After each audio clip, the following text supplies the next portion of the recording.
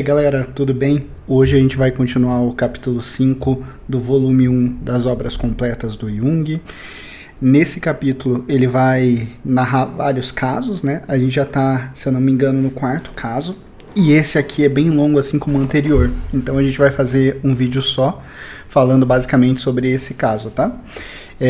Para começar, acho que é importante falar que esse caso ele se trata de um assaltante, né, que foi julgado não ter capacidade de fato para assumir a responsabilidade dos seus atos.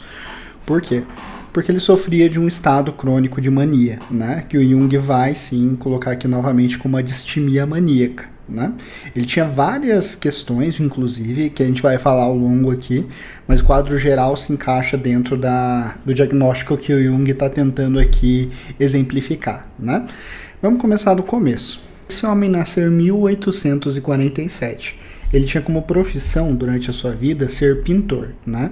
E por hereditariedade, ele tinha uma família grande. O pai dele era um homem muito inteligente e culto, mas que acabou caindo no vício da bebida e dos jogos e, por fim, acabou vivendo uma vida de caridade, né? Vivendo de caridade, da ajuda dos outros. E por dó, né? Ele tinha um irmão, e esse irmão ele era muito talentoso e inteligente, assim como o pai e ele, né? Mas esse irmão acabou morrendo na miséria e super endividado. Ele também tinha uma irmã, e essa irmã ela era muito esbanjadeira, né? Ela gastava muito dinheiro e também acabou vivendo na miséria. O irmão 2, né, ele era um homem que ele tinha ali moderadamente um vício na bebida, mas ele conseguia levar uma vida justa e sustentava a si e a sua esposa. O terceiro irmão, ele era um homem que era conhecido por ser muito mentiroso, bebia muito, né, e também foi sustentado pela caridade pública. Por fim, um dos filhos do irmão dele, que era normal, era um conhecido ladrão e também safado, né? Como Jung coloca aqui, um depravado. Jung vai dizer que, enquanto criança, esse rapaz, né, do qual a gente está falando, o paciente, ele era inteligente, tirava boas notas, se formou e após se formar ele entrou no estabelecimento como aprendiz. No primeiro ano ele trabalhou duro, se esforçou muito, mas no segundo ano ele já começou a dar sinais de que não seria assim por muito tempo. Ele bebia muito, ele também deixou de prestar atenção no próprio trabalho e isso só se intensificou nos próximos 4 anos que ele passou nesse lugar. Durante esses últimos 4 anos, ele passou a gastar muito dinheiro e também passou a ter uma atitude muito arrogante, achando que era muito superior a todas as pessoas ali e que ele tinha nascido destinado a alguma coisa muito maior. Por isso mesmo ele acabou largando o emprego e passou a ter uma vida nômade. Assim como no caso anterior, esse jovem ele começou a trocar muito de emprego, de cidade. Inclusive no caso dele, ele muitas vezes saía desses empregos sem nem sequer pedir o salário, ou seja, ele saía e deixava dinheiro para trás, simplesmente porque ele não queria mais estar lá. Em 1871, ele simplesmente voltou para casa, ele estava num estado deplorável, né, com as roupas todas rasgadas, muito magro, realmente assim, dando dó, né? Mas ao mesmo tempo que ele voltou nessa situação, ele voltou contando histórias de grandeza, se sentindo superior a todo mundo, dizendo, né, contando e inventando situações onde ele tinha sido herói, coisas do tipo. Quando ele voltou, durante algum tempo ele voltou a trabalhar normalmente, se esforçando, mas não demorou muito para ele começar a beber e ter crises de raiva. A família dele diz que durante essas crises de raiva ele agia como se ele fosse um demônio, ele destruía tudo, realmente ficava muito agressivo. Por isso ele saiu novamente de casa e começou a perambular por aí, até que ele chegou em Paris, tentou conseguir um emprego, mas devido à situação ruim que tinha na época a cidade, ele não conseguiu e teve que ser mandado de volta para casa.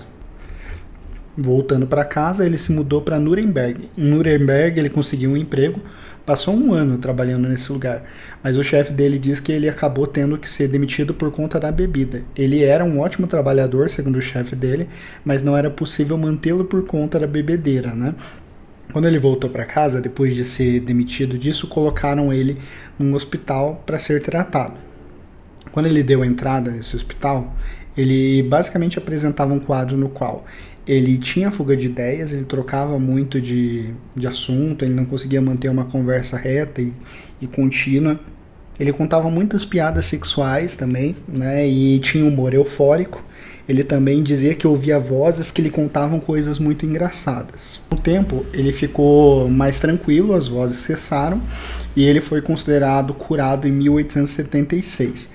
A doença que ele tinha, que foi declarada naquela época, era mania, né? E ele acabou sendo liberado após ser considerado curado. Após sair do hospital, né, ele voltou para a vida dele de vagabundo, andando por aí, etc. E acabou passando por situações muito difíceis, de fome, realmente passou muitas dificuldades. Num desses momentos, ele acabou tendo um delírio muito grande no qual ele se via como papa. Ele imaginava que era o papa e que ele ia ter uma refeição muito suculenta. Durante esse estado no qual ele imaginava que era o papa, ele foi até os Correios e tentou retirar 700 francos dizendo que era o papa. Por isso ele acabou sendo preso pela primeira vez. Quando alimentaram ele enquanto ele estava preso, ele voltou assim. Então, basicamente, esse primeiro delírio ele vai se dar devido à fome que ele estava sentindo, né? Em 1882, esse paciente se casou. Ele ficou ali alguns anos com essa mulher e durante esse período eles tentaram ter filhos e não conseguiram. Inclusive, ela teve vários abortos, né? Em 1885, ele passou por uma situação financeira muito difícil e passou a voltar para sua vida nômade. Ele só encontrava com a mulher dele de vez em quando. Devido a essa situação difícil, né, financeiramente, ele chegou a planejar até mesmo se envenenar e envenenar a mulher dele junto. Né? Ele ficou com medo de realizar esse plano e por isso ele achou que era melhor começar a roubar. Ele passou a roubar então para sobreviver e sair daquela situação. Nesse primeiro momento, né? Nesse momento ele começou a praticar uma série de roubos e em 1886 ele foi pego e preso e foi enviado para os médicos para que fosse feito um laudo dele, para entender o que estava acontecendo. O laudo ele apontou um profundo estado de megalomania. O paciente tinha uma elevada autoconfiança e também estava num estado de euforia muito grande. Ele ficava fazendo frases, né, de efeito e afirmava que ele era o criador do mundo de Deus na Terra. Então ele tinha aí esse estado de megalomania junto com delírios, né? Ele tinha muitos desses delírios, ele achava que ele era basicamente a reencarnação de Jesus, considerava que ele era superior ao Papa e mais infalível que o mesmo. Ele escrevia muitos textos sobre essas crenças dele, chegou a escrever um texto de 80 páginas, inclusive, onde não tinha muita coisa coerente, mas que a ideia central era basicamente uma ode à sua própria grandeza. Quando o papel acabava e ele já não tinha mais o que escrever, ele basicamente cantava e gritava, hinos patrióticos, hinos religiosos e assim por diante. Ele também tratava os guardas e os pacientes como inferiores a ele, ele se considerava muito grandioso. Já os médicos ele tratava como iguais e tratava com carinho, inclusive. Ele demonstrava que ele não tinha muita noção do que estava acontecendo com ele, de qual era a doença dele. Ele tinha planos muito otimistas para o futuro e no final o que chegou-se à conclusão era de que ele tinha uma mania periódica que acontecia de vez em quando e que poderia se transformar em loucura. Por isso mesmo, consideraram que ele não era responsável pelos roubos.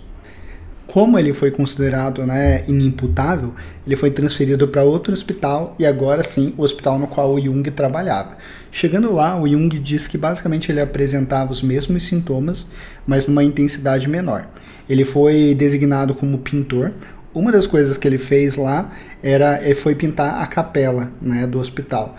E depois de algum tempo se percebeu que na capela ele pintou pequenos demônios em lugares onde não era fácil de serem vistos. Em 1887 ele foi liberado e basicamente retomou a vida dele de roubos e de vagabundagem. Ele basicamente trocava muito de empregos, continuou praticando esses roubos e mudando de cidade. E em 1891 ele foi preso novamente pelo motivo de ter roubado alimentos. Dessa vez ele foi preso e condenado a 1 ano de trabalhos forçados. Depois de solto, em 1894 ele foi preso novamente, agora pelo roubo de 700 francos. Quando ele foi preso, ele basicamente passou a ter delírios na cadeia e ele narra que ele ouvia uma sobrinha dele dizendo que por baixo da porta que ele estava sendo injustiçado e eles iam ter o que mereciam.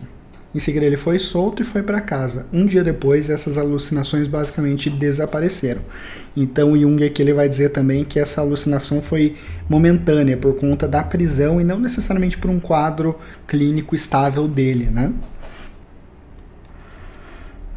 Depois disso, ele foi preso novamente e dessa vez condenado a 2 anos de trabalhos forçados. Lá, durante esse período, já no primeiro dia, os guardas notaram que ele tinha um parafuso a menos e parecia ser perturbado mental, segundo o que eles diziam.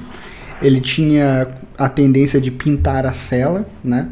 Ele também gritava durante a noite e perturbava os outros presos.